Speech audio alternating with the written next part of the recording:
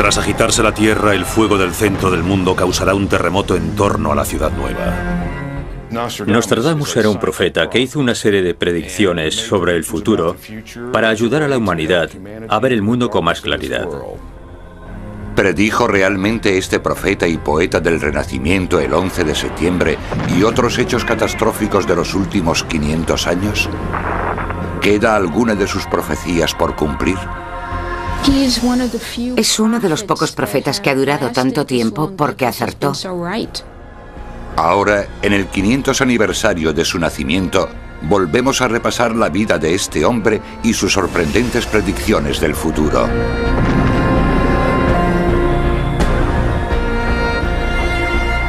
Nostradamus 500 años después, episodio 1.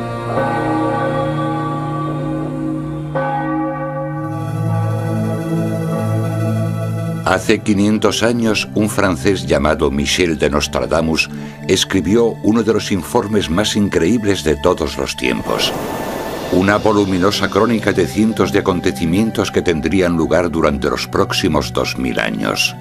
Hoy, sus profecías se han convertido en todo un fenómeno.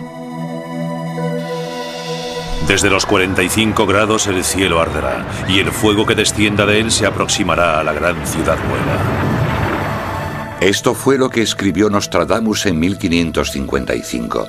¿Pero predijo realmente los grandes desastres de la última mitad del milenio? Era un personaje misterioso, pragmático y un escritor muy enigmático. Pero en lo que se refiere a nuestra situación actual, lo más importante es que aparentemente pasó mucho tiempo concentrado en la época en la que estamos en este momento. Algunos dicen que sus versos demuestran que realmente tenía visiones del futuro y que predijo grandes acontecimientos como la Revolución Francesa, las tragedias de los transbordadores espaciales y las dos guerras mundiales del siglo XX. Pero sigue siendo uno de los personajes más polémicos de nuestra historia. Mucha gente dice que Nostradamus era un profeta, otros dicen que era divino, algunos incluso dicen que era un estafador. Pongamos que Nostradamus sabía cualquiera de estas cosas. Saberlo y callarse esta información le convertiría en el peor demonio sobre la Tierra. A pesar de la popularidad mundial de sus escritos, la vida de este hombre sigue siendo prácticamente un misterio. En 1555 Nostradamus escribió esto sobre sí mismo. Aquel que hoy es calificado de profeta antiguamente hubiera sido nombrado vidente. Profeta, en efecto, es aquel que ve las cosas situadas completamente fuera de la posibilidad del conocimiento natural del hombre. Michel Nostradamus. ¿Era realmente un hombre de extraordinaria visión profética o simplemente escribió unos versos crípticos bastante imprecisos que podrían ser fácilmente aplicados a casi todo? ¿Fue realmente un gran curandero cuyas curaciones eran inspiradas por las estrellas? ¿O se trataba solo de un charlatán que consiguió sobrevivir e incluso prosperar en el estricto mundo católico de la Europa del XVI? Estaremos ahora más cerca que nunca de entender el significado de sus libros de poesía críptica que aseguran trazar un mapa del futuro. Los expertos difieren sobre sus respuestas a todas estas preguntas. Lo que está claro es la promesa que Nostradamus hizo a sus lectores hace 500 años. La traducción dice así: de 500 años más, estima se le tendrá el que fuera ornato de su tiempo. Después de golpe, gran claridad hará, que por este siglo les convertirá en muy felices. Prometió que en el 500 aniversario de su nacimiento resurgiría el interés por sus predicciones. Ese año ya ha llegado.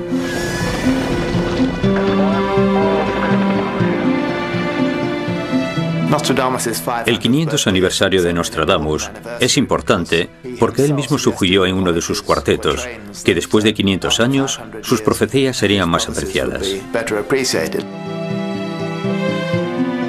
Muchos creen que Nostradamus predijo acontecimientos tales como la caída del comunismo, la guerra del Golfo y la muerte de la princesa Diana siglos antes de que ocurriesen.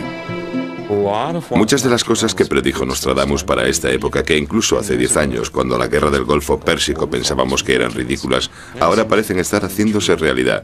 Cada día lo podemos ver en la CNN. ¿Predijo Nostradamus el surgimiento del nazismo en Alemania? ¿Las batallas aéreas de la Segunda Guerra Mundial? ¿Incluso el asesinato de Kennedy? El problema con cualquiera de estos hechos individuales es que no estás tratando un asunto real, porque para que fuera real, tendría que haber sucedido. Quiero decir, es como si alguien viene a mí y me dice que hay posibilidades de que ocurra otro desastre en el mundo en los próximos 5 años. Esa predicción ya la habíamos oído antes.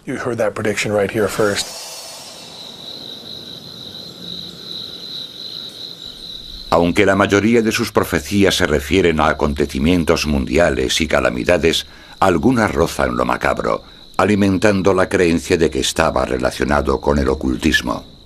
Según la leyenda local, cuando la tumba de Nostradamus fue saqueada, los saqueadores vieron que llevaba una medalla alrededor de su cuello, con la fecha exacta en la que su tumba sería abierta y saqueada. Nostradamus está rodeado de mitos, cuentos de viejas e interpretaciones que van desde las más o menos creíbles a las completamente absurdas. No llegaremos a ninguna parte a no ser que nos centremos en el hombre real, en lo que hizo y en cómo lo hizo. Para saber quién fue realmente Nostradamus, debemos retroceder en el tiempo a la soleada región del sur de Francia llamada Provenza, un lugar sorprendentemente bien conservado. La zona de Provenza que va desde Aviñón a Arles y luego desde Nîmes a todo el camino hasta Aix siempre ha sido como una especie de crisol capaz de trasladarnos a la época de los egipcios, los griegos, los celtas, los romanos. Esta región ya estaba poblada 600 años antes del nacimiento de Cristo. Los orígenes de su nombre, Provenza, están en su historia, porque esta fue la primera provincia del Imperio Romano. Los romanos la convirtieron en su Edén particular. Provenza era también el lugar de retiro de emperadores o de los gobernadores de las provincias romanas. Tenía ese ambiente relajante y fue una región muy cosmopolita. Los papas habían pasado mucho tiempo en Aviñón durante la cautividad del papado unos siglos antes y aún existía esa sensación de que esto no era exactamente el centro del mundo, pero era definitivamente uno de los centros del mundo. En el siglo XVI, el mundo en el que Nostradamus había nacido estaba cambiando rápidamente. En esa época, Europa estaba en una situación muy peligrosa. Estaba rodeada por sus enemigos. El Sacro Imperio Romano amenazaba el este y el oeste. La guerra era constante. Por toda la costa mediterránea se sucedían los ataques de piratas árabes a las ciudades y pueblos costeros. Las guerras, el hambre y una enfermedad mortal llamada la peste caracterizaron la vida y a menudo la muerte de la sociedad del siglo XVI en Europa. Había guerra, hambre, peste y muerte. Los 4 jinetes del Apocalipsis. Durante estos tiempos apocalípticos la gente buscaba desesperadamente respuestas, remedios y alguna pista sobre el futuro que les esperaba. A este mundo llegó un hombre que parecía ofrecer respuestas y, como algunos creían, viajar al futuro. Pero ¿dónde empezaba su visión del futuro? Estas místicas ruinas podrían tener la respuesta al misterio de 500 años de Nostradamus.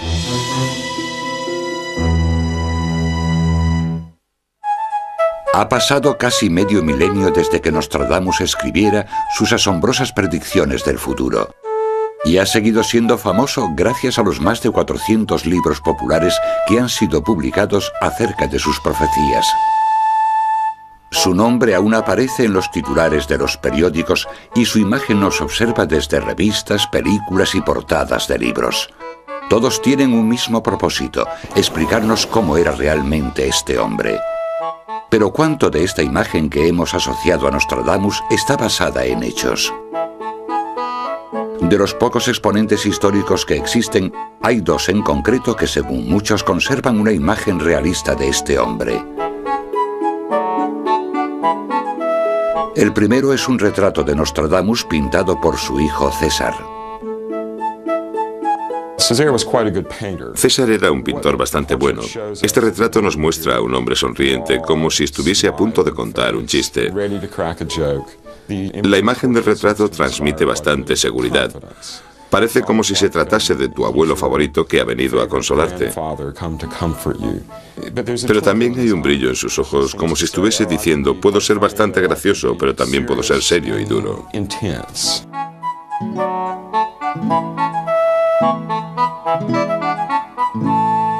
Los expertos creen que el segundo exponente es la descripción que hizo de Nostradamus una de las personas más cercanas a él. Esta es la descripción que hizo de Nostradamus su secretario Chavigny. Tenía una altura más o menos media. Era físicamente robusto, vital y fuerte. Tenía la frente muy ancha, la nariz recta y ojos grises de mirada dulce que brillaban cuando se enfadaba. Sus mejillas eran de color carmesí, incluso a una edad bastante madura. De barba larga y abundante, rostro duro y a la vez sonriente, pero esta dureza se suavizaba por su gran humanidad. Para los demás era muy espabilado y tenía repentinos ataques de rabia, pero aún así era un trabajador paciente. Dormía solo 4 o 5 horas cada noche.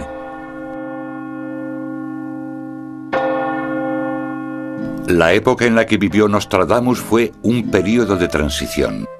Cuando el miedo y la incertidumbre de la Edad Media fueron llegando a su fin, comenzó una nueva era. Con el despertar del Renacimiento, toda la visión del universo empezó a cambiar. En ningún sitio era esto más evidente que dentro del recinto amurallado de Saint-Rémy, la ciudad francesa donde nació Nostradamus.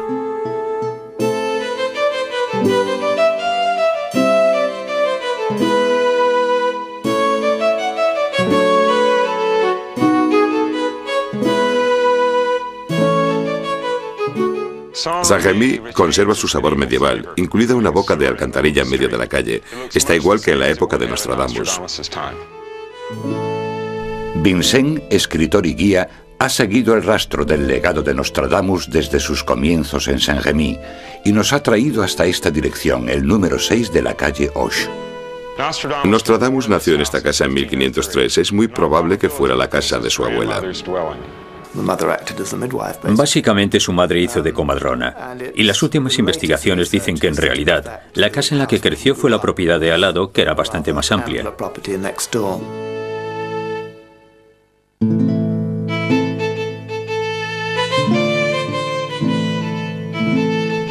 Fue bautizado con el nombre de Michel de Notre-Dame, un apellido católico que significa Nuestra Señora.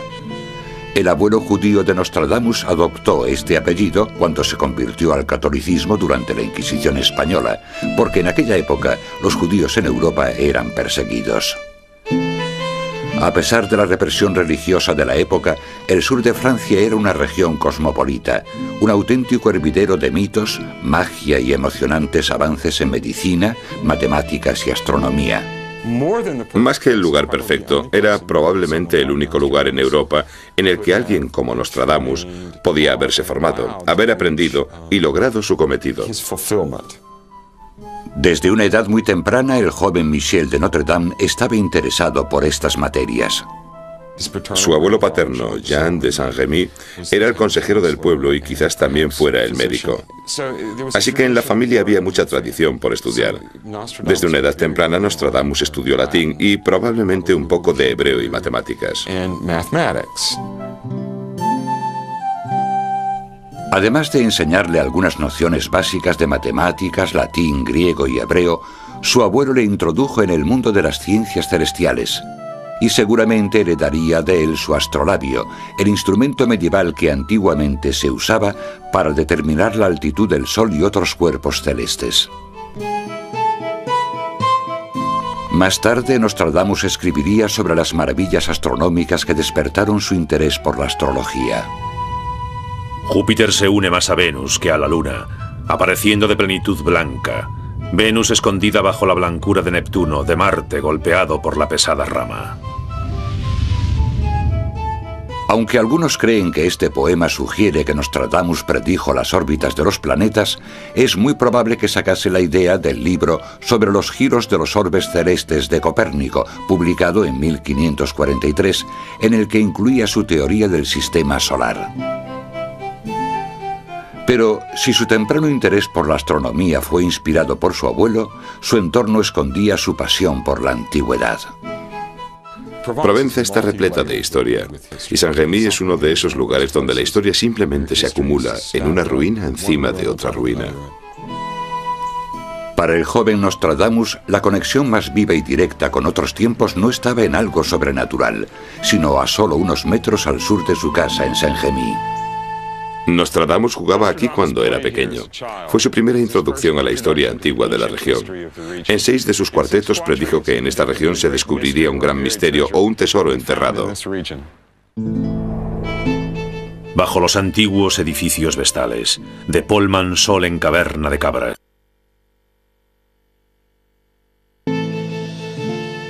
Al pie de una cadena de montañas de piedra caliza estaba la entrada de una antigua ciudad romana llamada Aglanum, con un mausoleo y un arco del triunfo. El tesoro o el botín que predijo Nostradamus podría tratarse de parte de la ciudad, ya que ésta no fue descubierta ni excavada hasta 1921. ¿Había visto el futuro? Quizás nunca sepamos la respuesta. Pero definitivamente este lugar inspiró al joven Nostradamus. Simplemente jugar en las sombras de estos monumentos era como sumergirse en otro tiempo. Esculpidos en los muros del interior del mausoleo había relieves de los abatidos prisioneros y escenas de batalla de una antigua conquista romana. ¿Qué es todo esto? Estos enormes monumentos debieron de ser de una raza de gigantes. Debió de quedarse absolutamente impresionado.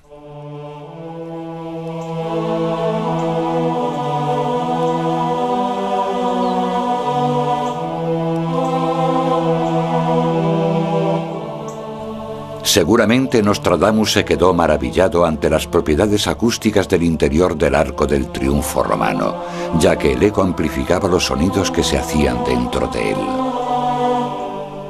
Desde su casa podía ir andando hasta las ruinas y a medida que fue desarrollando sus conocimientos, pudo leer las inscripciones en latín, apreciar la arquitectura del arco y el arte en el interior del mausoleo. Parece ser que el lugar le ayudó a hacerse su propia idea de la historia en sí. Se dio cuenta de que no estábamos viviendo en un pequeño límite de tiempo humano, sino que había siglos en los que habían pasado cosas, en los que se habían perdido cosas muy importantes. También le fascinaba una cantera de la zona que aún existe y que se usó para construir la antigua ciudad romana. Los estudiosos creen que esta cantera inspiró uno de sus pasajes más enigmáticos. Esta es la pirámide a la que se refiere Nostradamus en la Centuria Cuarta, cuarteto 27. Salón, Manfón, Tarascón de Sex, el arco donde está en pie todavía la pirámide, vendrán a liberar al príncipe de Dinamarca. Nunca nadie ha descifrado esta profecía. Los expertos creen que puede referirse a la liberación de un príncipe secuestrado, pero dónde y cuándo sigue siendo un misterio. Lo único que está claro es que este viejo lugar marcó un principio. Este lugar inspiró a Nostradamus. Más o menos podemos especular que esto le ayudó a ver la historia de una manera más amplia, a pensar no solo en la vida de un hombre o en un periodo de vida en concreto, sino en términos de cientos y miles de años. El conocido poeta y estudioso del siglo XVI, Pierre de Ronsard, escribió esto sobre Nostradamus. Quizá fuera la inmensa eternidad de Dios Todopoderoso lo que hizo surgir el poder de Nostradamus. O quizá fuera cosa de un demonio malvado o bondadoso. Quizá su espíritu escala hasta el cielo por encima de los mortales y desde allí repite sucesos prodigiosos. Yo no lo hubiese creído si el cielo que concede el bien y el mal a la humanidad no hubiese sido su inspiración. Era una época maravillosa. Mientras el joven Nostradamus iba creciendo, el mundo en torno a él ofrecía un asombroso espectáculo de logros humanos. En su cuarto y último viaje al Nuevo Mundo, Cristóbal Colón había conseguido cruzar el Atlántico. En Florencia, Italia, el escultor Miguel Ángel Buonarroti había tallado una pieza de mármol de 5 metros de altura llamada el David. Y Leonardo da Vinci había pintado un retrato llamado Mona Lisa.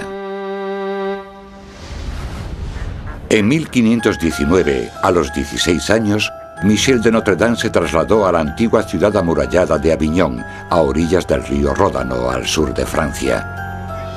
Aquí se matriculó en un curso de retórica, matemáticas, música y astronomía.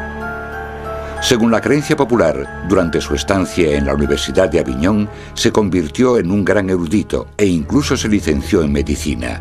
Pero la llegada de la peste a esta región por entonces hizo improbable una larga estancia en la universidad. En 1520, cuando Nostradamus tenía 17 años, el Ródano se desbordó cubriendo las calles de aguas residuales y cuerpos flotantes procedentes de los cementerios cercanos. Poco después, una peste virulenta asoló Aviñón. Llevaba alrededor de un año allí cuando llegó la peste, por tanto no acabó el curso.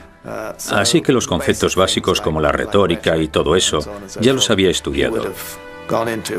Pero no había llegado a la astrología, la música o la aritmética, que se dan en el segundo año de curso. Pero la virulencia de la peste negra que obligó a cerrar el puente de Aviñón, prohibiendo la entrada a todos excepto los más valientes, y que pospuso los estudios de Nostradamus, ofrecía otro tipo de aprendizaje.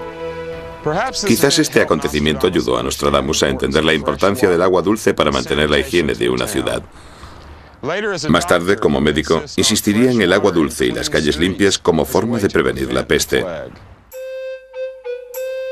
Hay documentos que atestiguan que Nostradamus dejó Aviñón en 1521 y se dedicó a recorrer el campo francés en busca de hierbas y remedios.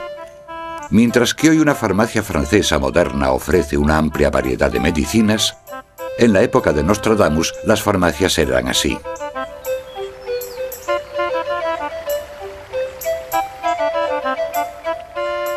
En honor al 500 aniversario de Nostradamus, la ciudad de Galier, al sur de Francia, ha plantado un jardín de hierbas muy parecido al que Nostradamus hubiese utilizado para experimentar con la medicina natural. Madame de la Rosière es la cuidadora. En este jardín hay plantas que sirven para protegerte contra las tormentas, para mantener alejadas a las brujas, y plantas con las que las chicas pueden averiguar el nombre del amor de su vida antes de conocerle. Para Nostradamus, lo más importante de un jardín alquímico como este era su significado y su simbolismo. Él hubiese entendido los símbolos de este jardín, los utilizaba para trabajar, y otros alquimistas también los utilizaban. Entre las plantas medicinales que Nostradamus encontró en sus viajes estaban las alcachofas, cuyas raíces decían que servían para curar la ictericia, los saucos, cuyas ramas eran utilizadas para curar la fiebre, las granadas, que según decían aumentaban la fuerza, y una gran variedad de flores, rosas, lavanda y salvia, cuyos usos aún no estaban totalmente claros. Después de estar 8 años recolectando hierbas, Nostradamus dijo: He pasado mis años de juventud estudiando y experimentando con hierbas medicinales. De 1521 a 1529 me dediqué a viajar por una serie de tierras y países en busca de conocimientos medicinales. Fue entonces cuando este boticario de 26 años se matriculó en medicina en la prestigiosa Universidad de Montpellier. Pero su solicitud nos hace pensar que quizás no estuviese tan interesado en realizar sus estudios. Firmó la solicitud como Miki de Nostradamia. Bueno, era un poco demasiado informal.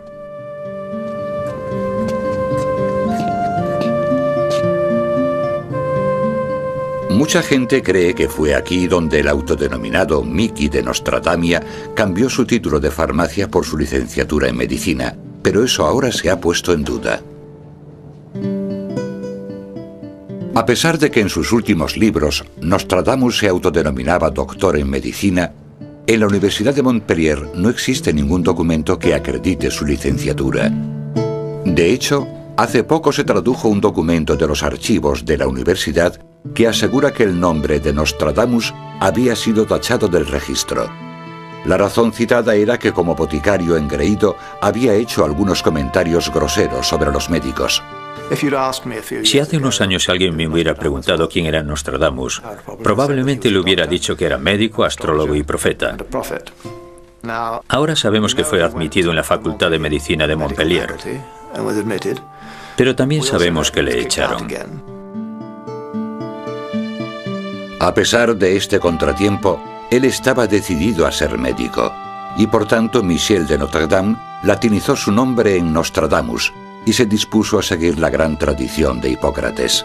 El padre de la medicina había dicho una vez que un médico tiene que ser también un viajante.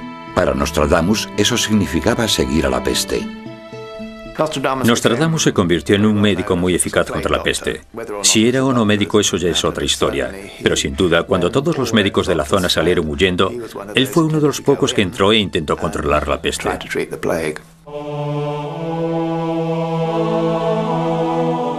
Como más tarde escribió su hijo César, fue una tarea de enormes proporciones. Las personas afligidas por la enfermedad abandonaron toda esperanza de recuperarse. Las casas estaban abandonadas y vacías, los hombres desfigurados, las mujeres lloraban. Los camilleros trabajaban sin cesar.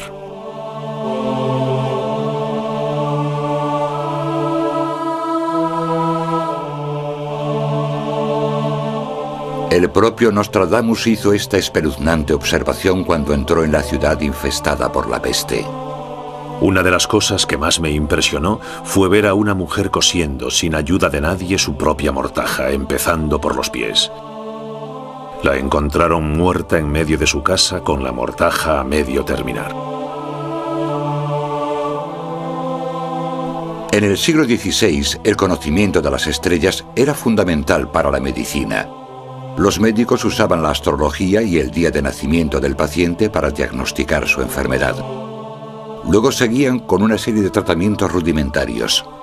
Cientos murieron no solo de enfermedades, sino también de la práctica de sangrías y la aplicación de sanguijuelas en la piel. Nostradamus era un médico bastante convencional. Practicaba sangrías cuando lo creía necesario. Aplicaba sanguijuelas y esas cosas.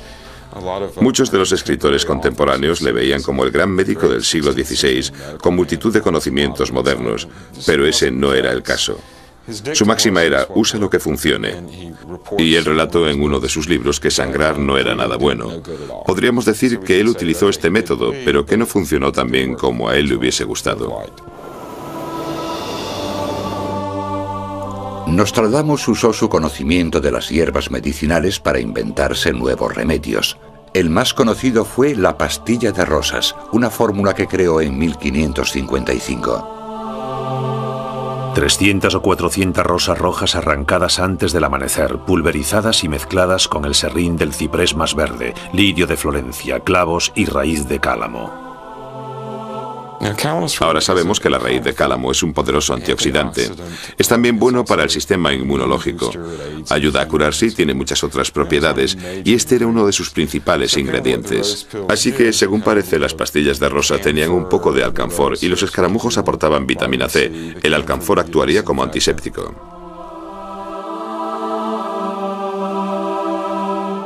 Poco más se sabe de este remedio, pero algunos dicen que su mejor arma contra las enfermedades era en realidad su obsesión por la limpieza.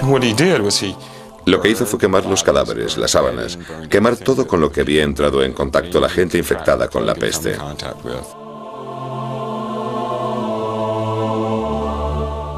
También recomendó ventilar las casas, dejar correr el agua y cosas por el estilo.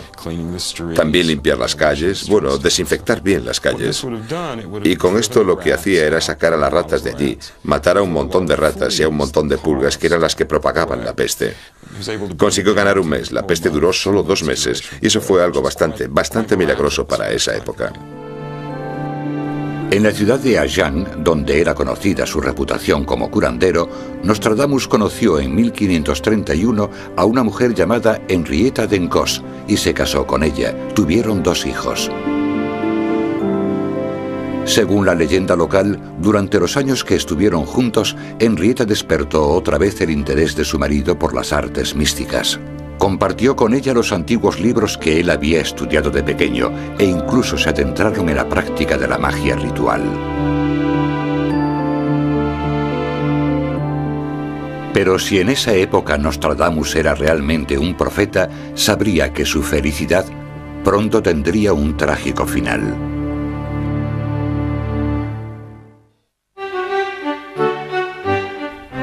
La imagen que se da de él en la sabiduría popular y la leyenda es la de un misterioso mago conectado con espíritus, demonios y ángeles.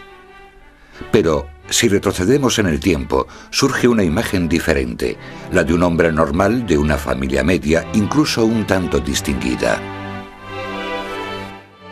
Esta casa de campo perteneció al hermano pequeño de Nostradamus, Bertrand. En su época era una espléndida casa de campo, por tanto esto nos indica que Bertrand no solo era un rico terrateniente y comerciante, sino que también era el capitán de la milicia local. Sin duda, la riqueza familiar permitió a Nostradamus viajar todo lo que quiso. En 1533 realizó otro viaje por Europa y el sur de Francia. Él hablaba de estos viajes como períodos de estudio y aprendizaje. Uno de estos viajes le llevó hasta Italia a casa de Julio César Scaliger, un científico matemático y, lo que era más importante para Nostradamus, un prestigioso médico licenciado en la Universidad de Montpellier, la misma de la que él había sido expulsado. Algunos investigadores creen que seguramente Nostradamus dio hierbas medicinales al doctor Scaliger y que a cambio éste le enseñó anatomía humana, fisiología e incluso disección. Estas clases se llevaron a cabo en secreto, porque para la Iglesia este tipo de trabajo era considerado un crimen contra Dios. Más tarde, Nostradamus escribió un testimonio lleno de alabanzas hacia este personaje del Renacimiento, considerándole como su profesor más influyente. Scaliger parece haber heredado la habilidad de Cicerón para la elocuencia, el arte de Virgilio para la poesía y el doble del conocimiento de Galeno para la medicina. Le debo más que a nadie en el mundo.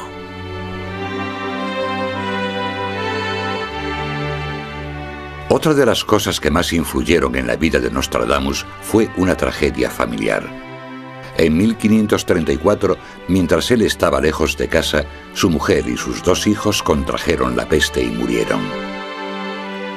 En ese momento, Nostradamus solo tenía fama de curandero e intelectual, pero tras la muerte de su mujer y sus hijos se volcó en el misticismo. A partir de entonces, la magia y las ciencias ocultas condicionarán su vida. A los 47 años, Nostradamus se casó por segunda vez, después de haber perdido a su primera mujer y a sus hijos. Su segunda mujer fue Anne Ponsard, viuda de un abogado influyente. Anne aportó una riqueza considerable al matrimonio y con el tiempo le dio 6 hijos.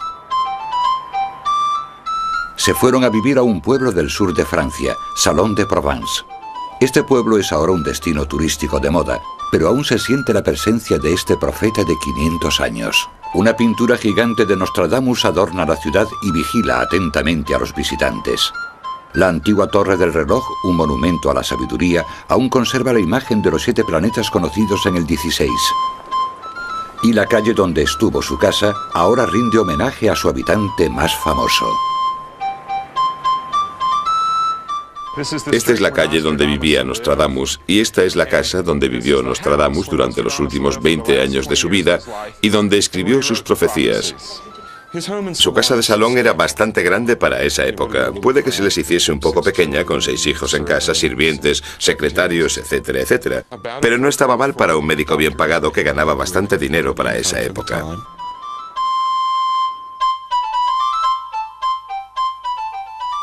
En 1550, Nostradamus empezó a escribir almanaques que incluían información práctica del año venidero para los granjeros. Los almanaques de Nostradamus eran muy similares al almanaque del pobre Ricardo, de Benjamin Franklin. Incluían un pronóstico del tiempo, información sobre las cosechas y la comida, sugerencias de cómo vivir y qué comer. Y a veces también citas de otras personas famosas de la época. Sin duda, incluían datos de astrología. Y los publicó para ganar más dinero y así poder mantener a su numerosa familia. Los almanaques contenían pequeñas profecías del futuro, predicciones que se hacían realidad si creías en ellas. En toda la luna nacerán monstruos diversos, tanto humanos como animales, inundaciones, sequías, obispos nacen y princesas mueren. El rey Enrique II lo leía casi todos los días. Sin duda causaron bastante revuelo. Nostradamus fue una de las primeras personas en ganarse la vida escribiendo almanaques anuales. Tras el éxito de esta publicación, Nostradamus quiso llegar a un público más amplio con su Tratado de los Afeites y las Confituras. En el siglo XVI había esta idea de que si pertenecías a la nobleza, si eras una dama tenías que tener un cierto tipo de aspecto. Y a las mujeres de clase media les interesaba mucho todo esto, así que fue muy buena idea. Toda mujer adinerada que quisiese tener los dientes más blancos, una piel más clara y un buen remedio para teñirse el pelo cobrizo, compró un ejemplar. Y Nostradamus sacó mucho dinero de esto. Fue el equivalente del siglo XVI a un bestseller. El libro incluía recetas para tintes de pelo, perfumes, medicinas para la tos y una especie de pasta de dientes fortalecedora. Para blanquear los dientes, da igual lo negros o marrones que estén, muela 3 medidas de cristal, sílex, mármol blanco, sal de roca y caparazones de caracol. Frote los dientes con este polvo y en solo unos días verá sus dientes más blancos.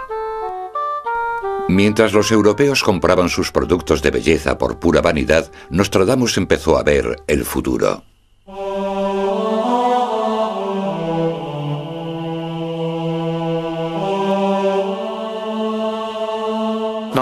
Nostradamus construyó un taller de trabajo, o quizás incluso añadiese un piso a la parte de arriba de su casa. Hay que tener en cuenta que tenía 6 hijos y que necesitaba tranquilidad para hacer su trabajo. Así que necesitaba algún sitio alejado y algún tiempo separado de ellos. Según parece, hacía la mayor parte del trabajo en el estudio por la noche, cuando todos sus hijos estaban durmiendo. Nostradamus describió lo que sucedía en su ritual nocturno mientras miraba un bol de agua situado encima de su escritorio, una práctica que recuerda al oráculo de Delfos. De noche sentado y en secreto estudio, exigua llama saliendo de la soledad, hace prosperar lo que no debe creerse en vano. Hay toda una escuela de pensamiento que afirma que Nostradamus era lo que en aquella época se llamaba un teurgo. Teurgo es la palabra medieval para mago. Una persona que mediante sus conversaciones con los ángeles se comunica directamente con Dios. La varita mágica en el medio de su mano se coloca. Humedece su ropa y sus pies con el agua. Una voz, miedo, él tiembla en su bata. Divino esplendor, el Dios se sienta cerca. No estoy seguro de si Nostradamus necesitaba entrar en trance para hacer sus profecías, pero definitivamente, en el caso de otros adivinos, profetas y chamanes, había una serie de rituales y prácticas establecidas que usaban normalmente y parece ser que hasta cierto punto esto era bastante universal. Ayunar era uno de ellos, la meditación era otro.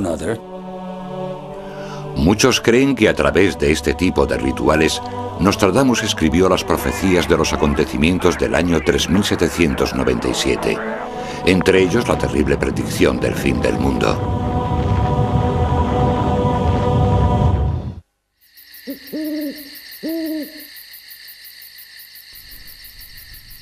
La noche. La noche era para él una herramienta tan importante como sus viejos libros, su pluma y su astrolabio que había sido un regalo de su abuelo. De vez en cuando Nostradamus se quedaba despierto toda la noche practicando la adivinación. Consistía en observar un espejo, un bol con agua o una bola de cristal e intentaba ver las visiones del futuro. Pero muchos creen que esta técnica no terminaba ahí.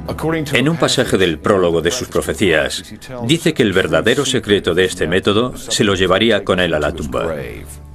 Su método para ver el futuro era una combinación de alquimia con astrología, magia cabalística y misticismo cristiano. Algunos dicen que su método secreto se basaba en el estudio de acontecimientos celestiales. Salía de su estudio y se subía al tejado a una especie de torrecilla donde podía estar más cerca de las estrellas. Utilizaba conjunciones astronómicas y alineaciones. Y de esta forma decía que un determinado acontecimiento sucedería cuando, por ejemplo, Saturno y Júpiter estuviesen en Piscis. El problema es que estas conjunciones podían volver a ocurrir. Así que se podía elegir entre un número de fechas en las que dicho evento podía suceder.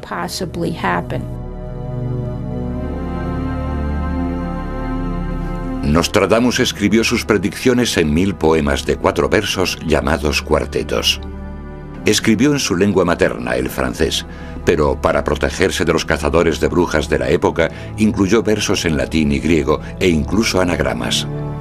Dividió sus escritos en 10 grupos de 100 cuartetos cada uno, a los que llamó centurias. Y nada más terminar su primer conjunto de versos, Nostradamus destruyó cualquier prueba con la que la Inquisición pudiese acusarle de criminal. Dispongo de volúmenes que llevan mucho tiempo escondidos, pero temiendo el uso que se podría hacer de ellos, los encomiendo a las llamas. Nostradamus mantenía sus fuentes en secreto, pero eso era algo normal, porque como estaba escribiendo un libro de profecías, no quería que todo el mundo supiese de dónde las había sacado. Si hubiese tenido algún tipo de fuentes mágicas, las habría quemado. No quería que la gente pensase que era un mago. Los lugareños ya sospechaban bastante de él. Los cuartetos de Nostradamus vieron la luz por vez primera en toda Europa en mayo de 1555, cuando se publicó una colección llamada Les Prophéties de Michel de Notre Dame. El más famoso fue el cuarteto sobre el rey Enrique II, que trataba de cómo moriría. Compitiendo en una justa, una lanza atravesaría su casco de oro. El joven león vencerá al viejo. En un campo de liza y a un solo combate. En jaula de oro perforará el ojo, 2 heridas en una, seguidas de muerte cruel. El joven león atravesando el casco y perforando su ojo. Todas estas pistas que están en el cuarteto apuntan directamente a un acontecimiento muy específico. Por crípticos que puedan sonar estos versos para la mayoría de nosotros, en el siglo XVI en Francia estaban muy claros. Enseguida se interpretaron los versos del cuarteto 35 de la primera centuria, asegurando que sugerían que el monarca francés Enrique II moriría en una justa. La reina Catalina de Medici intentó evitar que el rey se batiese en duelo, porque el cuarteto de Nostradamus había predicho su trágico final. Por tanto, esta fue la profecía más importante desde que comenzara su carrera como profeta famoso. El accidente mortal ocurrió en el verano de 1559, cuando en la boda de su hija, el rey organizó una justa. Se enfrentó al conde de Montgomery, el jefe de la Guardia Real escocesa.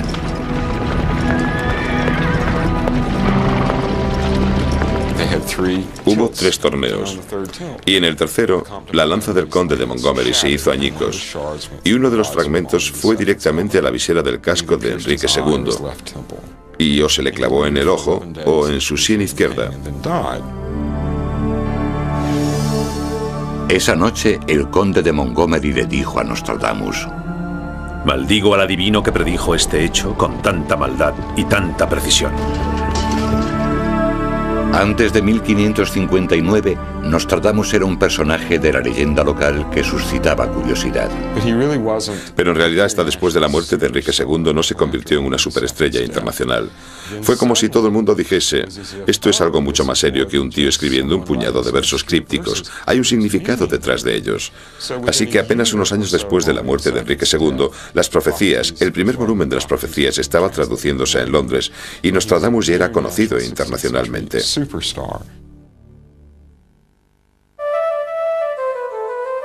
Tras la muerte de Enrique II, la reina Catalina y su corte hicieron un viaje por Francia para intentar tranquilizar al pueblo. La histórica procesión, encabezada por más de 7.000 caballos reales, llegó a Salon de Provence en 1554. Cuando llegaron a su castillo del sur, el Château Lamperrie en Salon, la reina ordenó que le trajeran a Nostradamus. Más tarde dijo: Cuando visitamos Salón, vimos a Nostradamus, quien prometió a mi hijo el rey Carlos IX una larga vida.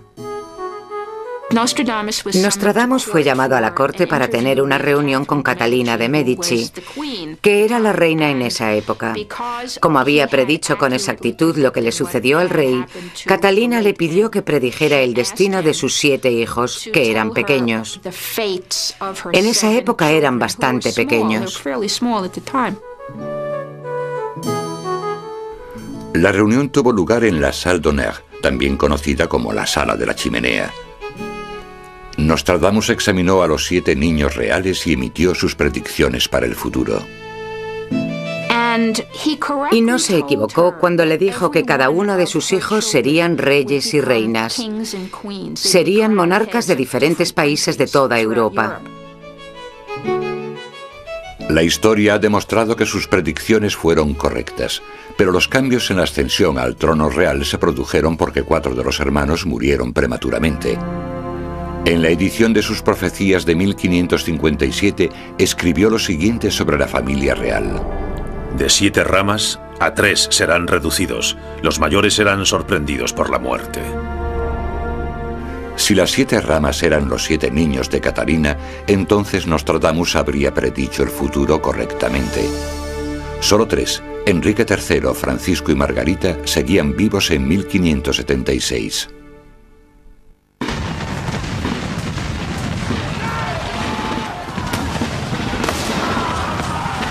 Probablemente predijo también la Revolución Americana. Algunos aseguran que en varios cuartetos escribió sobre los colonos británicos luchando en una guerra por la independencia. Occidente se liberará de las Islas Británicas. La hermana de las Islas Británicas, 15 años antes que su hermano nacerá, sucederá al reino de la balanza.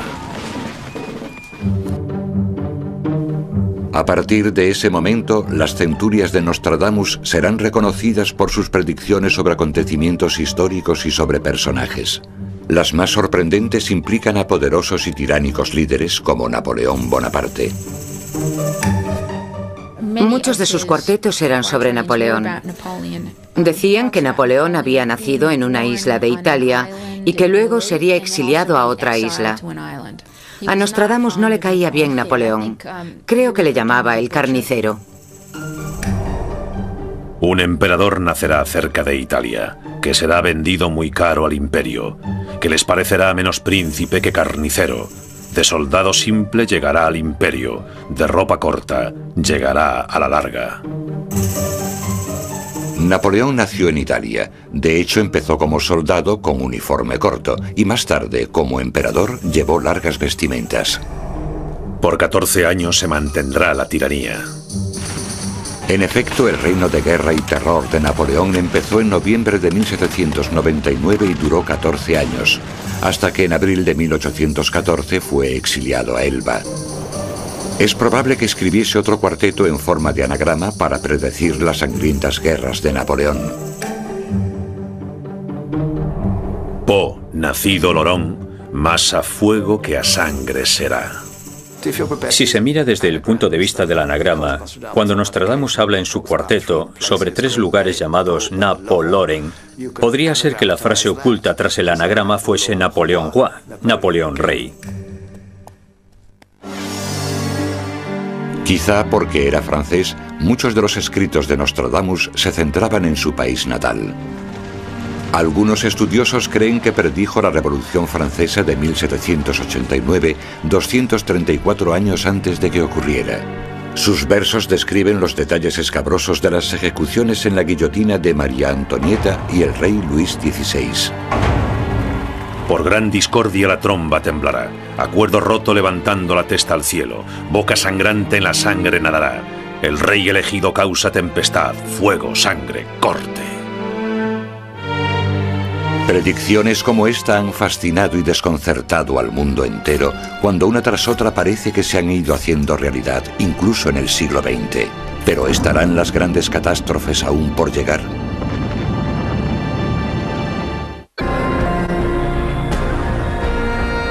Nostradamus 500 años después, episodio 2. Existe una gran tradición en interpretar y manipular los escritos de Nostradamus.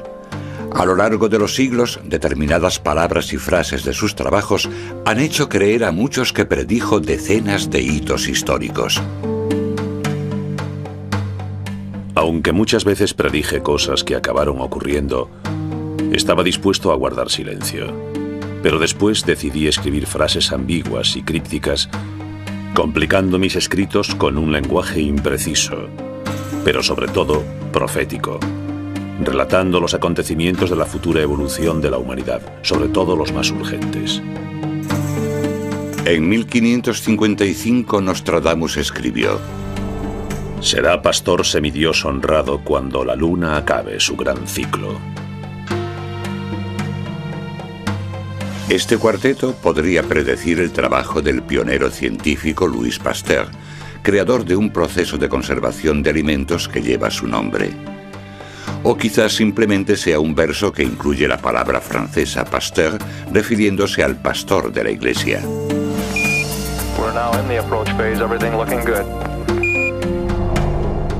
Uno será puesto en la esquina de la luna, donde se encontrará en tierra extraña. Algunos creen que este pasaje contiene la prueba definitiva de que Nostradamus predijo los futuros viajes espaciales. La llegada del hombre a la Luna fue una de las predicciones más increíbles que hizo Nostradamus, y les diré por qué. Él dice que uno será puesto en la esquina de la Luna, donde se encontrará en tierra extraña. Y si nos fijamos en la versión original, vemos que utiliza la palabra luna en vez de lin. Por tanto, está en latín, no en francés. Y esto ocurrió en 1969. Esta es una de las profecías más claras de Nostradamus.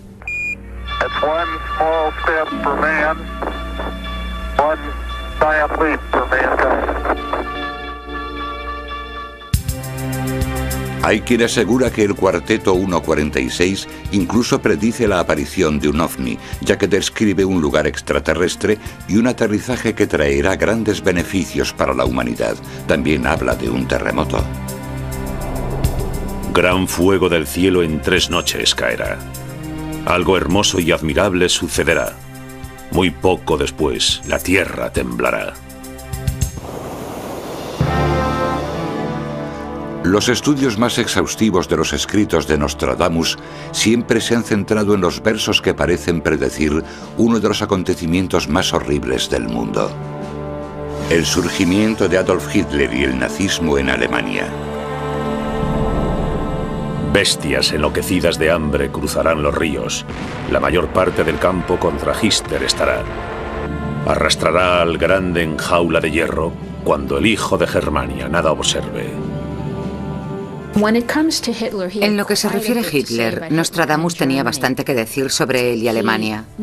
Nunca utiliza el nombre Hitler. En vez de eso, usa un antiguo término para el Danubio, que es el Hister o el Ister.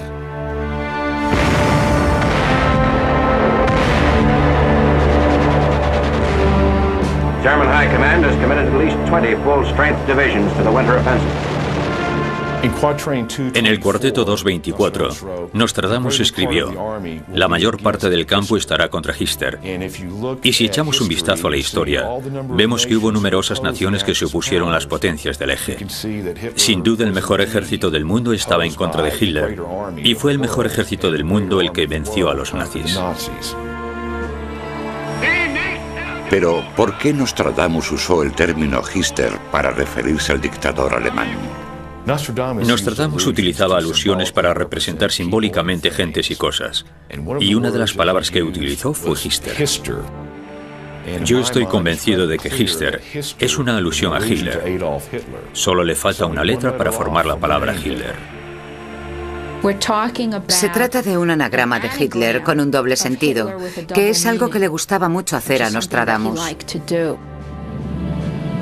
Muchos creen que la frase jaula de hierro fue otro símbolo utilizado por Nostradamus para representar la maquinaria de hierro de la guerra.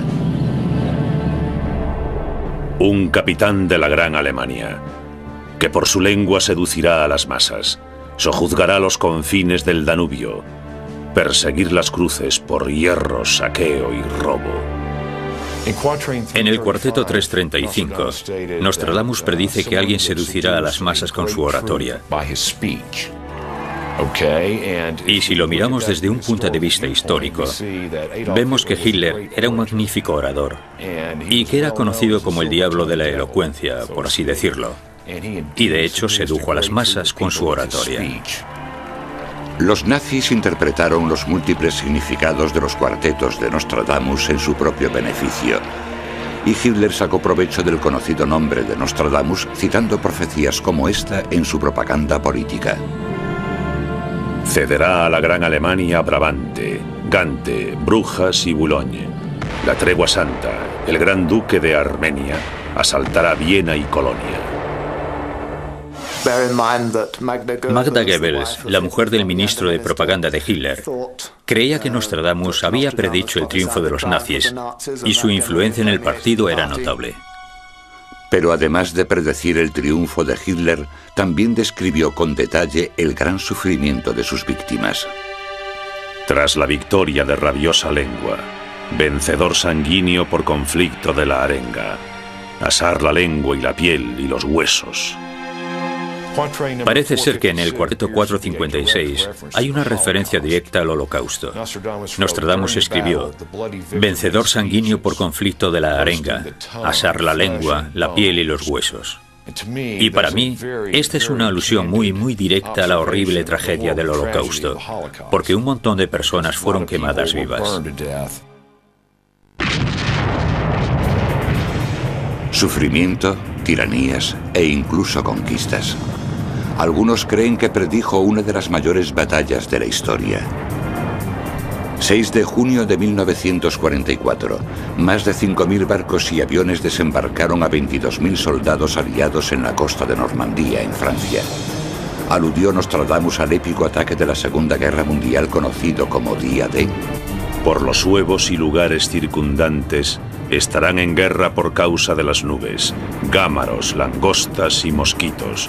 De Le Mans falta serán bien reveladas.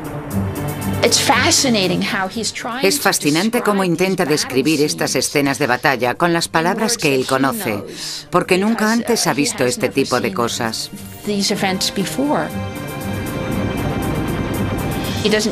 No utiliza la palabra día D y tampoco usa la palabra tropas.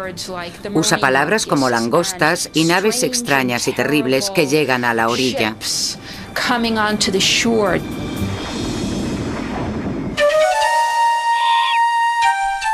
Aparentemente, los crípticos versos de Nostradamus también predijeron los ataques atómicos contra Japón que pusieron fin a la Segunda Guerra Mundial.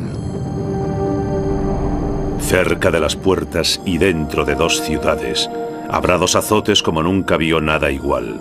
Hambre dentro de la peste, por el hierro fuera arrojados, pidiendo socorro. Parece ser que aquí se está refiriendo a los ataques nucleares de Hiroshima y Nagasaki. Y hay una frase que dice: dentro de 2 ciudades habrá 2 azotes como nunca se vio nada igual. Y si echan un vistazo a las fotos de la destrucción de Hiroshima y Nagasaki, verán que había trozos de metal por todas partes. Para mí estos versos describen claramente un ataque nuclear, algo que nunca antes había ocurrido en la historia hasta el año 1945. Además de la destrucción provocada por la Segunda Guerra Mundial, Nostradamus también pudo haber predicho los grandes cambios sociales que se produjeron en Europa Oriental medio siglo más tarde. La ley comunal se hará en la oposición. Viejo aguantará fuertemente tras ser lanzado del medio. La amistad entre amigos será arrojada hacia atrás. El muro de Oriente caerá, rayos y truenos. Predijo la caída del comunismo. Hay cuartetos que hablan sobre Rusia. Habla sobre el muro de Berlín, pero no utiliza la palabra Berlín. Aunque las profecías son muy numerosas, fueron escritas en un periodo de tiempo relativamente corto. Tardó poco más de 2 años en escribir su colección de cuartetos. Pero en esa época sus visiones llegan hasta el año 3797. ¿Podría este año marcar el fin del mundo?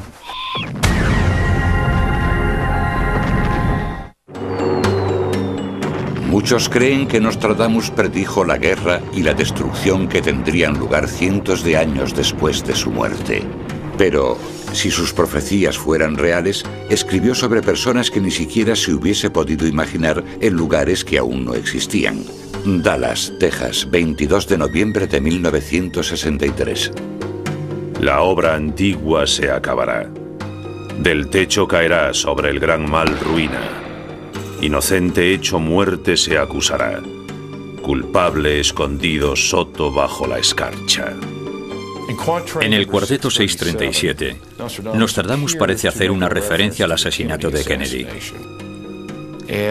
Y hay 2 líneas que a mí realmente me impactaron. La primera es: inocente hecho muerte se acusará. Si te paras a pensarlo, Lee Harvey Oswald fue la cabeza de turco de aquel crimen. En mi opinión, fue acusado falsamente. El cuarteto continúa con una referencia al culpable escondido soto bajo la escarcha. Y si buscan en el diccionario la definición de la palabra soto, verán que describe un sitio poblado de árboles y arbustos. Y al haber vivido en Dallas, puedo asegurar que esta palabra describe perfectamente las montañas de la zona. Otro cuarteto, escrito en 1556, predice aparentemente la desgracia de otro presidente de Estados Unidos, Richard Nixon. El viejo burlado y privado de su plaza por el extraño que lo sobornará. Este pasaje podría haber predicho también la desgracia de otro presidente americano más. Hará cegar por lívido el honor. Será conocida del adulterio la ofensa, que llegará a su gran deshonor. Los defensores de Nostradamus aseguran que este cuarteto hace referencia al escándalo de la Casa Blanca que involucró a Mónica Lewinsky y al entonces presidente Bill Clinton. I did not have sexual relations with that woman, Miss Lewinsky. Supuestamente el cuarteto número 228 predice la tragedia de otra persona famosa, la princesa Diana, que murió en París el 31 de agosto de 1997. El penúltimo, con el apellido del profeta, tomará a Diana por su día y descanso. Según dicen, la primera frase hace referencia a Dodi Al-Fayed, el hijo del dueño de Harrods, Mohamed Al-Fayed, cuyo nombre es similar al de un profeta islámico. La segunda, su día y descanso, podría referirse al domingo, el tradicional día de descanso y el día de la semana en el que murió. Podrían también referirse al día de fiesta nacional que coincidió con el funeral de Diana. Todas las tiendas y empresas de Inglaterra estaban cerradas, mientras el mundo compartía su dolor por la muerte de una de las mujeres más populares del siglo. Cuesta creer que las profecías de Nostradamus fueran realmente escritas en el siglo XVI, una época tan distinta a la nuestra. Aún así, al igual que su contemporáneo Leonardo da Vinci, Nostradamus parece haber descrito tecnologías que nadie de su tiempo había visto jamás. Cuando el pez terrestre y acuático, por fuerza vaga al suelo sea llevada, su forma extraña, suave y horrorosa, por mar a los muros muy pronto los enemigos. Definitivamente Nostradamus predijo aviones, submarinos y un montón de tecnología moderna. De noche el sol pensarán haber visto, cuando el puerco semihombre se vea, ruido, canto, batalla al cielo batir, apercibido. ¿Serían los pilotos de combate los puercos semihombres de la visión de Nostradamus? Aquí nos damos cuenta de que a pesar de que viese estas cosas, no las entendía demasiado y las veía como maravillas de la modernidad. Los aviones parece que eran una espada de doble filo. Podía ver que traerían beneficios, pero que a su vez serían también un gran instrumento de guerra.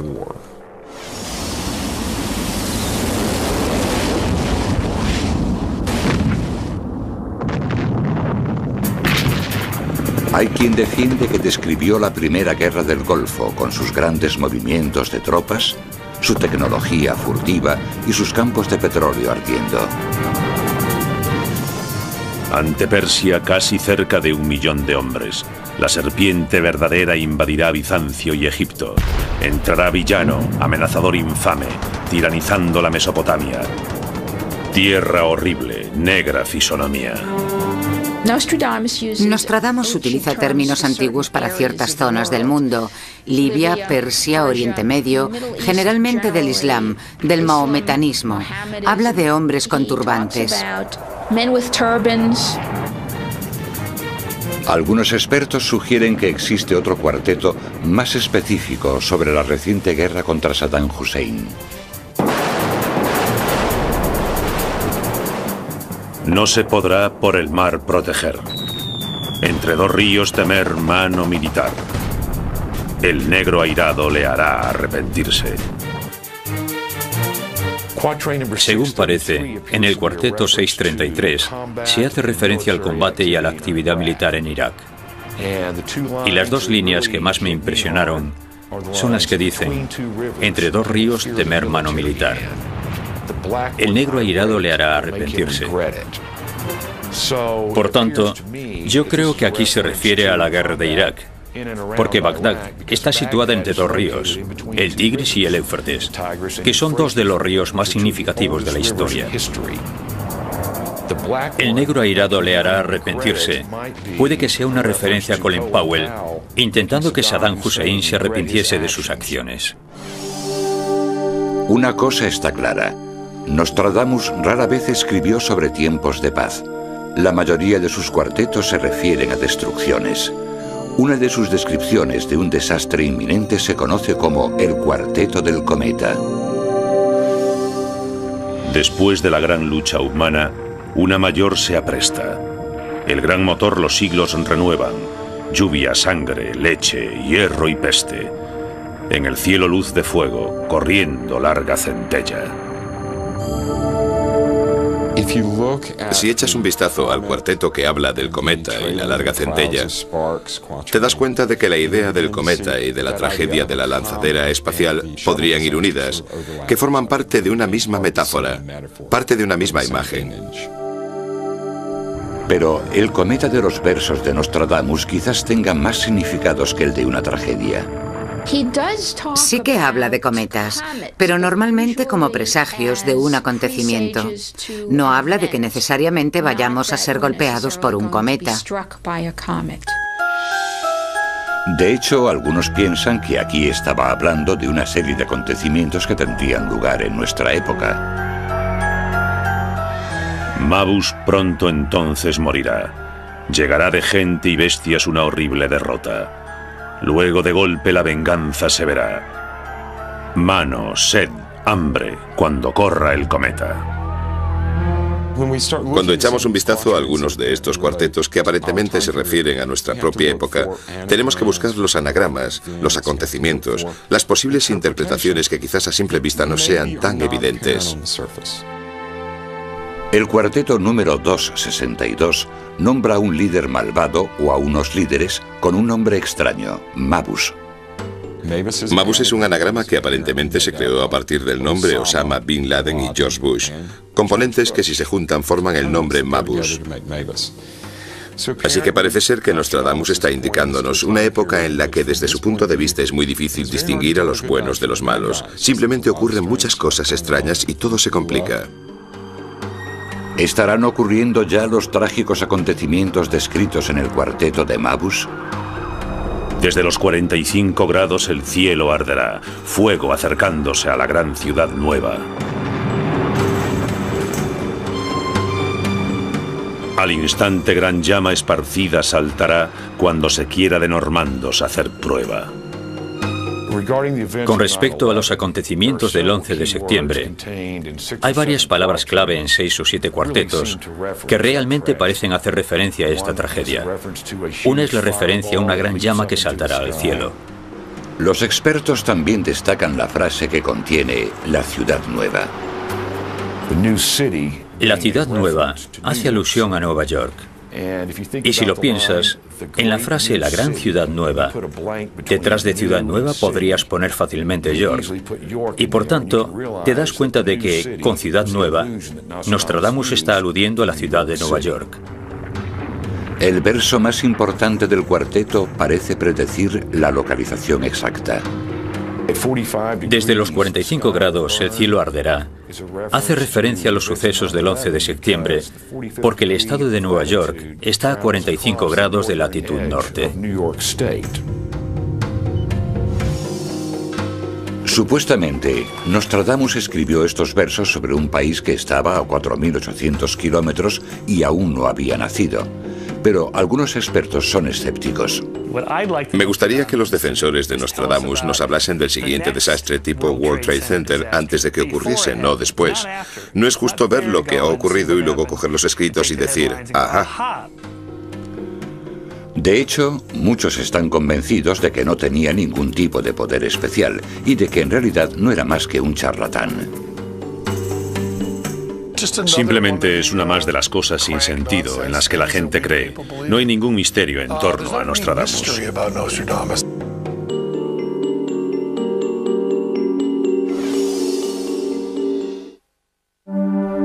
Durante casi 500 años, Nostradamus, el profeta del siglo XVI, ha sido considerado uno de los profetas más importantes de la historia, pero también ha tenido sus detractores.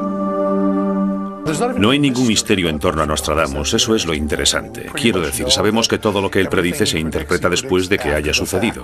Después de un acontecimiento concreto, vuelves a leer algo sin sentido que él escribió y dices, ah, esto es a lo que él se refería. El truco de Nostradamus era la imprecisión. Sus profecías tenían que ser aplicables a todo. Así la mayoría de los acontecimientos podían ser aplicados de manera general. De esta forma cubrirían casi todos los acontecimientos posibles. Algunos escépticos creen que Nostradamus utilizó el lenguaje críptico como instrumento para atacar a los líderes de su época sin arriesgar su propia vida. Si por ejemplo decía la bestia de las 3 cabezas o algo parecido, siempre podía salvar el pellejo diciendo, no me estaba refiriendo a nuestro rey, por Dios, estaba hablando del futuro o algo así.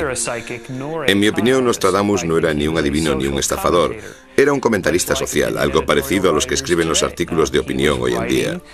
Sin embargo, él estaba escribiendo en una época en la que no estaba permitida ni la libertad de expresión, ni las críticas contra el sistema político o el rey, ni nada por el estilo. ¿Por qué entonces la gente sigue creyendo que Nostradamus escribía sobre el futuro y que predijo unos acontecimientos tan fatídicos como Hiroshima y la explosión de 2 transbordadores espaciales? La gente siempre quiere creer en algo y buscarle un sentido al mundo. Y la idea de que alguien de hace 500 años pudo haber visto todo nuestro mundo, para ellos es suficiente. Yo creo que a determinadas personas Nostradamus les da una sensación de seguridad, porque al leer sus escritos pueden saber también lo que va a pasar. Sin embargo, los escépticos son bastante críticos con las profecías de Nostradamus. ¿Dónde estaban los defensores de Nostradamus en 1925 cuando el crack de la bolsa? ¿Dónde estaban los seguidores de Nostradamus en septiembre de 1963 cuando lo de Kennedy y en Dallas? ¿Dónde estaban ellos antes de que ocurriese? Yo creo que esta sería la prueba más fácil que podríamos hacerle a las profecías de Nostradamus. La primera y más famosa predicción de Nostradamus fue que el rey francés Enrique II moriría en una justa. El joven león vencerá al viejo en un solo combate. Pero un estudio minucioso del cuarteto revela que apenas hay conexión entre la profecía y el acontecimiento. Habla de que el joven león vencerá al viejo. Bueno, Montgomery y Enrique II eran prácticamente de la misma edad. No era uno más joven y otro más viejo. Y no fue en un campo de liza. De hecho, fue un juego, un duelo en un campo de juego. Y en cualquier caso fue un accidente. No se suponía que tenían que herirse. Era solamente un juego en el que intentaban derribarse el uno al otro. La lanza salió despedida y accidentalmente atravesó su casco y le mató. No fue como describe el cuarteto. Algunos dicen que predijo uno de los acontecimientos más famosos de la historia de Europa, el gran incendio de Londres de 1666. La sangre del justo en Londres será escasa, quemados por rayos de 23 los 6. La dama antigua caerá de puesto alto, de misma secta muchos serán muertos. Pero estos versos, escritos en 1564, también podrían referirse a sucesos que tuvieron lugar en su propia vida. Otra supuesta profecía famosa de Nostradamus fue el gran incendio de Londres, pero en realidad probablemente se tratase de otro comentario social de Nostradamus. La quema de inocentes en Londres no tuvo nada que ver con un incendio ocurrido 100 años más tarde. Pero en su época quemaban a mujeres en las hogueras acusadas de practicar la brujería. Y cuando habla de los rayos y las llamas y las cosas ardiendo se estaba refiriendo en realidad a los palos en donde ataban a las brujas, a las hogueras. Él estaba horrorizado con todo esto, y eso era lo que se refería en el cuarteto. Sus detractores también prefieren una explicación alternativa a los grandes avances científicos predichos en sus versos. Creen que simplemente Nostradamus relataba las visiones fantasiosas que muchas veces sus contemporáneos comentaban haber visto en las nubes.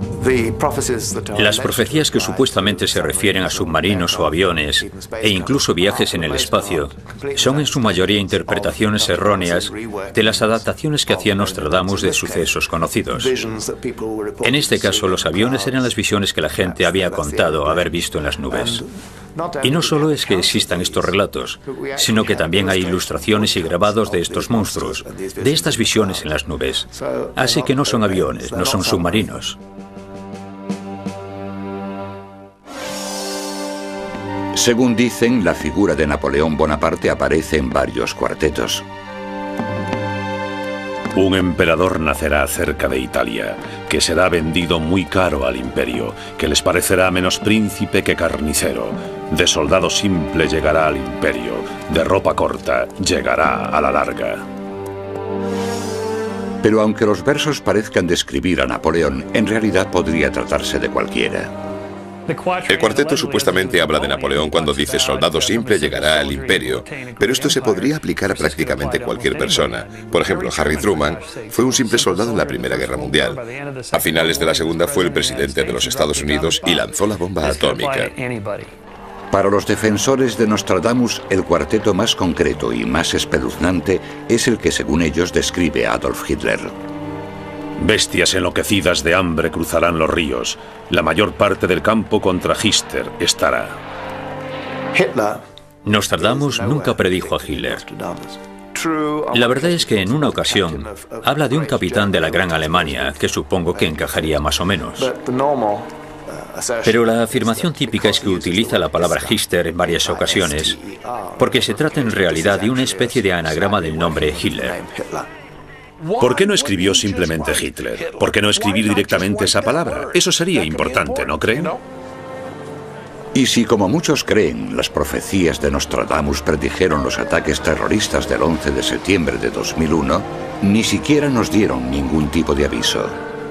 Cualquiera que crea en Nostradamus y piense que el 11 de septiembre estaba en esos libros tendría que ser procesado. ¿Dónde estaban ellos el 10 de septiembre? Me da igual el 11 de septiembre porque recuerden que fueron aviones, lo que significa que si lo sabían el 10 de septiembre podían haberlo evitado. Si yo hubiese tenido un libro que dijese algo, lo que fuera, sobre lo que iba a pasar el 11 de septiembre, y no hubiese facilitado esa información a la gente que podía haberlo evitado, creo que no habría mejor definición en el mundo para describir la maldad. Aunque hay argumentos racionales que cuestionan sus profecías más atroces, muchas personas siguen viendo a Nostradamus como un profeta. El mundo se interesa por él cada vez que hay una crisis mundial seria, porque abrimos el libro de las profecías para encontrar una respuesta a la crisis. Y si la palabra impresa fue su vehículo de expresión durante los últimos 500 años, los sucesos del 11 de septiembre lo condujeron a un medio que ni siquiera él hubiese vaticinado jamás. Una de las mayores manifestaciones de Nostradamus en los últimos años fue el revuelo que se formó después del 11 de septiembre. El principal grupo de noticias de Nostradamus en Internet recibió más de 8.000 consultas sobre si había predicho los atentados. Al mismo tiempo, su web recibió un auténtico aluvión de preguntas, más de 500.000 de consultas, y tuvo que ser cerrado. En los días posteriores al 11 de septiembre, Nostradamus estaba por toda la red. Fue una de las búsquedas principales en Google. El libro número 1 en ventas de Amazon.com fue una biografía de Nostradamus, al igual que otros 5 que estuvieron entre los 25 libros más vendidos de Amazon.com, así que estaba por todas partes. Esta espeluznante profecía, supuestamente escrita por Nostradamus, estaba por toda la red apenas 2 días después de los atentados. En la ciudad de Dios habrá un gran trueno. 2 hermanos se separarán por el colapso. Mientras la fortaleza resiste, el gran líder sucumbirá. La tercera gran guerra comenzará cuando la gran ciudad esté en llamas. Nostradamus, 1654. Pero Nostradamus murió en 1566. No pudo haber escrito este pasaje en 1654. Y en sus trabajos publicados no hay rastro de este cuarteto. Era un fraude. Aún así, aunque los escépticos pongan en duda sus supuestas predicciones, Nostradamus sigue siendo un personaje conocido y un escritor de gran éxito. La pregunta que aún sigue en pie es ¿por qué? Nostradamus sigue siendo popular por un par de razones. La primera es que se trata de un sabio de la Edad Media, y tenemos esa idea de que en la antigüedad existía una especie de sabiduría profunda que podríamos heredar. En parte también yo creo que es simplemente cosa de los medios. Es como una leyenda urbana, una historia que se repite una y otra vez. Pero si la historia de Nostradamus es solo una leyenda urbana, ha conseguido sobrevivir al paso del tiempo. En ningún sitio es esto más evidente que en su ciudad natal, Salon de Provence. 500 años después de su muerte, el espíritu de Nostradamus continúa infundiendo el miedo y la inquietud incluso en las almas más valientes.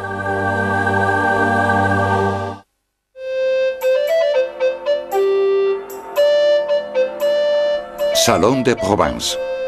La soleada ciudad amurallada del sur de Francia sigue siendo el lugar perfecto para mantener viva la leyenda de Nostradamus.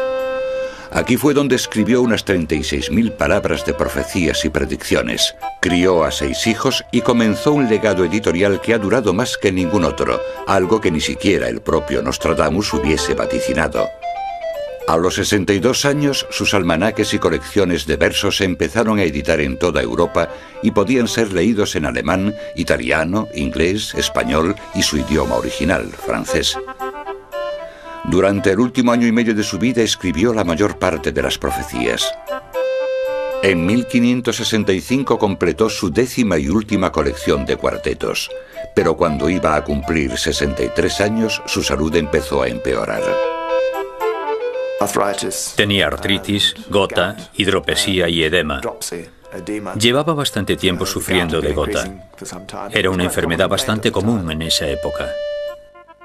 Los informes indican que Nostradamus empezó a escribir su testamento en 1566.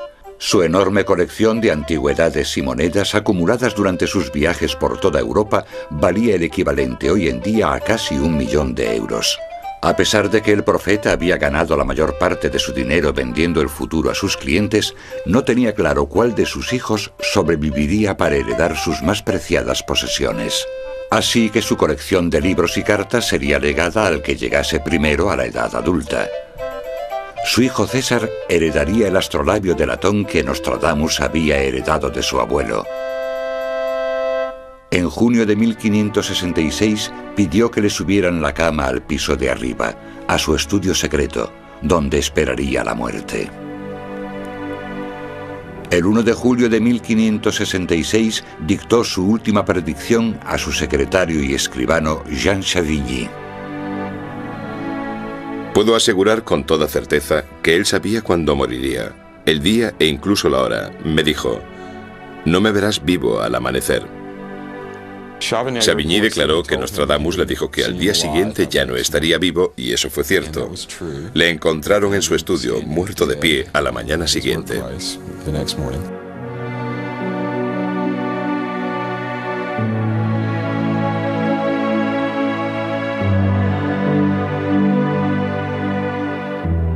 Su viuda, Anne Fonsard, llevó a cabo sus últimas voluntades.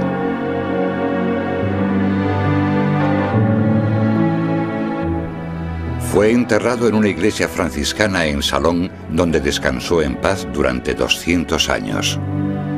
Pero en 1780, durante el caos de la Revolución Francesa, su tumba fue abierta y profanada por saqueadores. El acontecimiento hizo surgir una leyenda.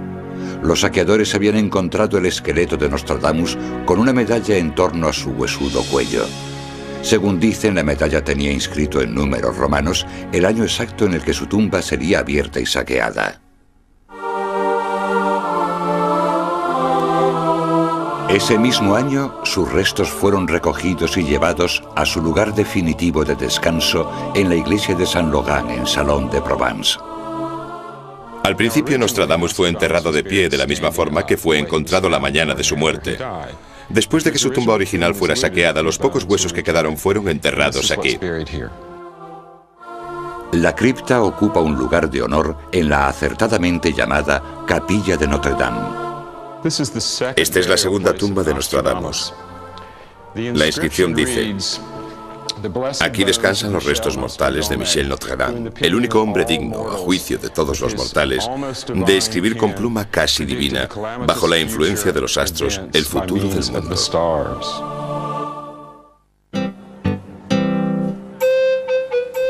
A pesar de que han pasado casi 5 siglos desde que Nostradamus caminó por estas calles, hoy es imposible visitar Salon de Provence sin encontrártelo.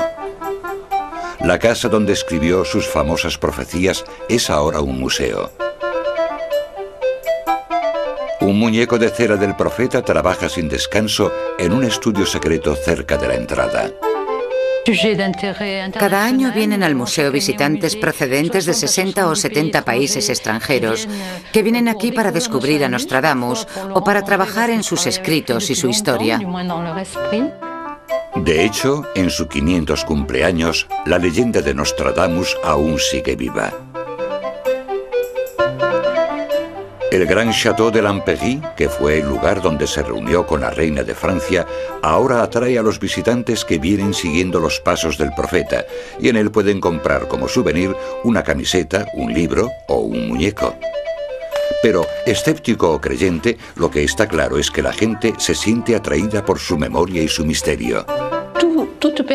Toda persona que esté interesada en los escritos de Nostradamus tiene derecho a hacer su propia interpretación, y nosotros no estamos ahí para decirle que piense esto o piense lo otro. Tenemos conocimiento de bastantes hechos objetivos de su vida, mezclados con áreas mucho menos objetivas e imprecisas. Nosotros estamos aquí para decirle a la gente: vale, estos son los hechos, pero lo demás no lo sabemos. Según dicen, los escritos más siniestros de Nostradamus son avisos del apocalipsis. Llantos, gritos, lamentos, alaridos, terror. Corazón inhumano, cruel, negro y transido. Le Mans, las islas de Génova los mayores. Sangre derramada, frío, hambre, para nadie perdón. Pero los expertos creen que estos son avisos, no promesas, y que el concepto más importante que nos dejó Nostradamus es que el futuro no está escrito.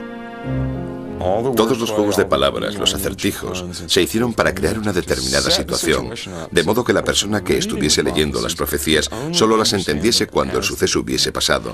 En otras palabras, Nostradamus no estaba intentando predecir el futuro, intentaba darnos un mapa de futuros alternativos.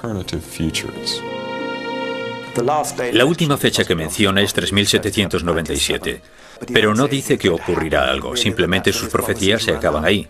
Hay gente que piensa que entonces se acabará el mundo. En realidad, Nostradamus dijo que había realizado una serie de cálculos cíclicos basándose en el antiguo método babilónico y que usando este cálculo cíclico pudo llegar hasta el 3797 después de Cristo, lo que nos daría el tiempo suficiente para estudiar mejor a Nostradamus. Aquellos que no puedan aguardar hasta el año 3797 para averiguarlo, deben juzgar si las profecías de Nostradamus han demostrado ser ciertas en el pasado y si aún podrían anticipar acontecimientos venideros. Pero podemos estar seguros al menos de una de ellas.